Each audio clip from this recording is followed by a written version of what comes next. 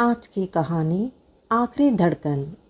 ये कहानी हैदराबाद के एक मशहूर और बेहद आधुनिक सुपर स्पेशलिटी हॉस्पिटल की है। डॉक्टर कबीर शहर के सबसे काबिल और ठंडे दिमाग के कार्डियोलॉजिस्ट माने जाते थे। उनका मानना था कि इंसान का शरीर सिर्फ एक मशीन है और दिल उसका सबसे मुख्य पुर्जा। वे भूत प्रेत या रूहों जैसी बातों को अंधविश्वास मानकर हंस देते हैं। उनके लिए सिर्फ विज्ञान और अखंड ही सच थे। लेकिन अस्पताल की नई शिफ्ट का अपना ही एक अलग सन्नाटा होता है, जैसे विज्ञान भी कभी कभी नहीं समझ पाता। एक रात कबीर तीसरी मंजिल के आईसीयू में राउंड पर थे। रात के ठीक 2 बजे थे। अचानक वेंटिलेटर की स्क्रीन पर एक मरीज के दिल की धड़कन तेजी से गिरने लगी। वो केस नंबर 404 था। एक बुजुर्ग व्यक्ति जिनका दिल पिछले 3 दिनों से बहुत कमज़ोर था। डॉक्टर कबीर ने तुरंत अपनी टीम के साथ मिलकर उन्हें बचाने की कोशिश शुरू की। उन्होंने डिफिब्रिलेटर उठाई और कहा, चार्ज 2 200 क्लियर। शॉक। मरीज का शरीर बेड पर थोड़ा उछला, लेकिन वेंटिलेटर की स्क्रीन पर सीधी रेखा आई, पीप बनकर। बुजुर्ग की मौत हो चुकी थी। डॉक्टर कबीर ने घड़ी देखी और ठंडे लहज में कहा, टाइम ऑफ। उसका टाइम था 2 बजे। उन्होंने मरीज की आंखों को बंद किया और सफ़ेद चादर उनके चेहरे पर डाल दिया।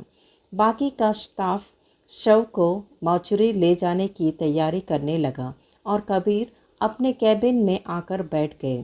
पूरा अस्पताल अब पूरी तरह खामोश था।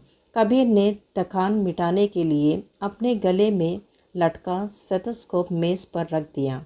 जैसे ही उन्होंने कॉफ़ी का कप उठाया, उन्होंने मेज़ पर रखे स्टेथोस्कोप के ईयरपीस से एक हल्की सी आवाज़ सुनाई दी, धक धक धक धक। कबीर ठिठक गए। स्टेथोस्कोप मेज़ पर रखा था, वो किसी के सीने से छुआ भी नहीं था। फिर उसमें धड़कन की आवाज़ कहाँ से आ रही थी? उन्होंने सोचा कि शायद उनके कानों का कोई भ्रम है। उन्होंने स्टेथोस्कोप उठाया और अपने कानों में लगा दिया। कानों में लगाते ही उनका खून जम गया।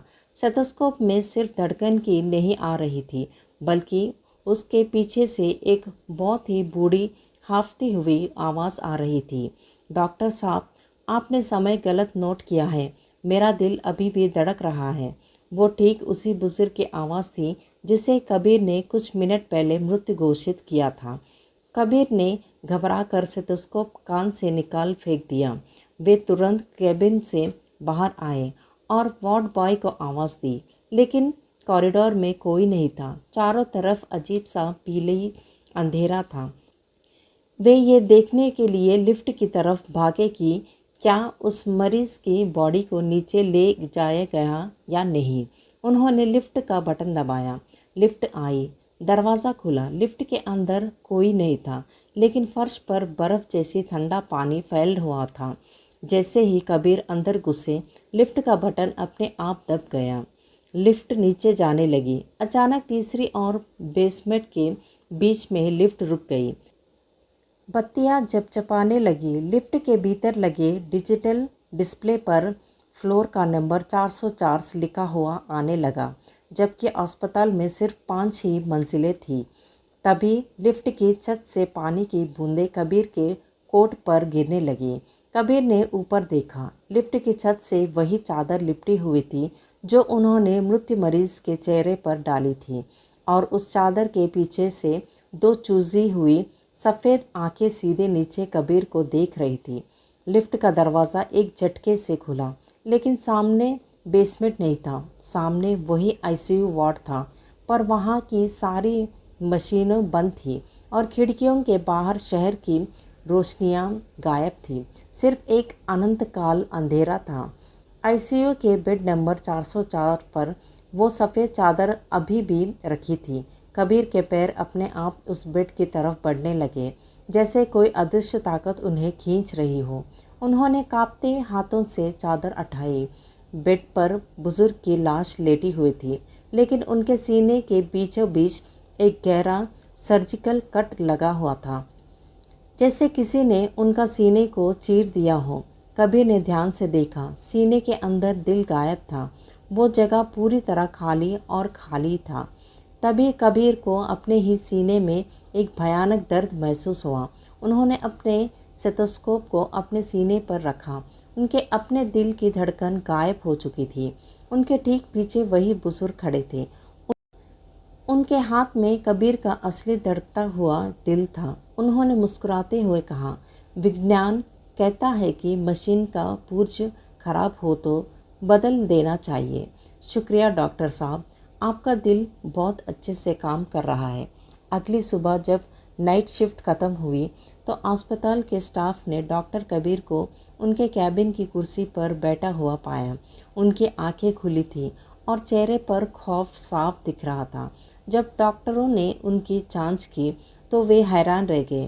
डॉक्टर कबीर की मौत रात के ठीक 2 बजे हार्ट अटैक से हुई थी, ठीक उसी मिनट पर जब उन्होंने अपने आखिरी मरीज को मृत घोषित किया था।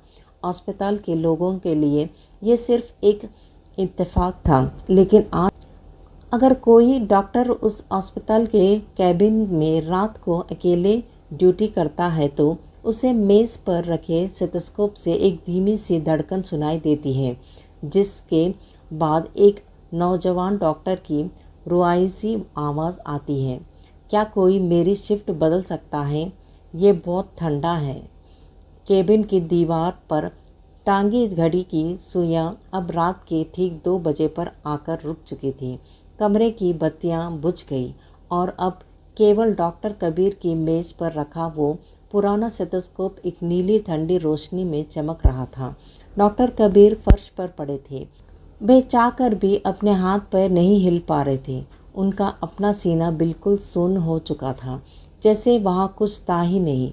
उनके सामने खड़े उस बुजुर्ग के साये ने कबीर के धड़कन हुए दिल को अपने खाली सीने के भीतर रख लिया। जैसे ही दिल अंदर गया, अब उस बुजुर्ग की आंखें पूरी तरह काली हो गई और उनके चेहरे की झुर्रियाँ गायब होने लगी।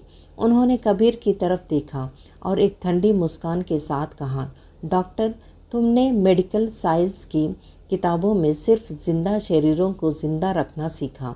कभी सोचा है कि जो रूहें बिना दिल के भटक रही है, उनका इलाज कौन करेगा?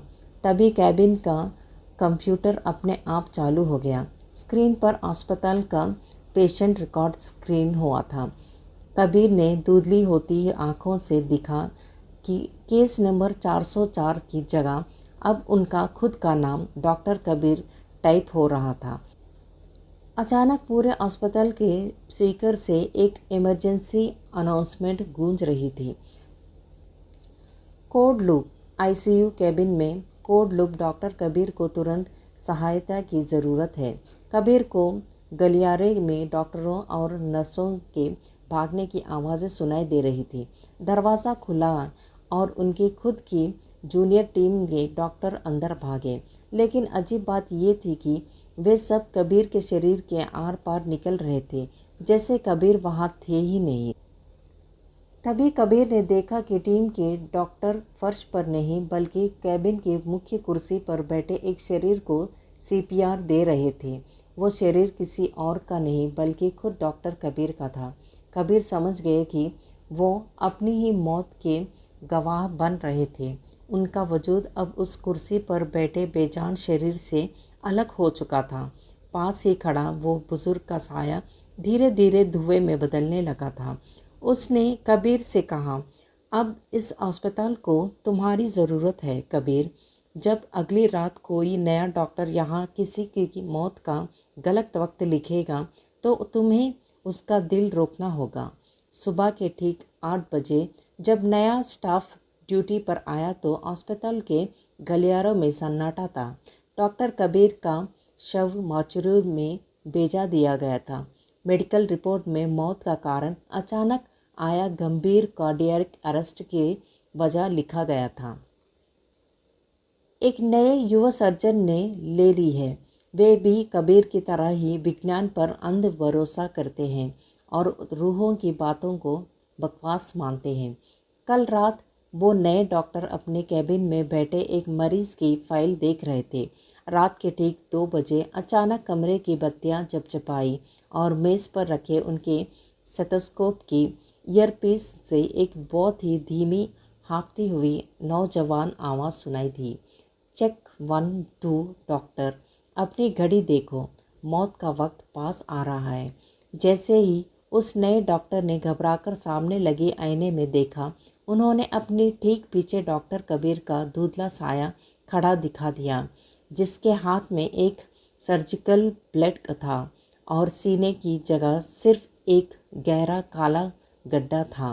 विज्ञान केवल वहाँ तक देख सकता है जहाँ तक रोशनी जाती है, लेकिन अस्पताल के गलियारों में कुछ ऐसी फ्रीक्वेंसी भी काम करती है जो सीधे रूह का कनेक्शन काट देती है। यही इस कहानी का अंत है।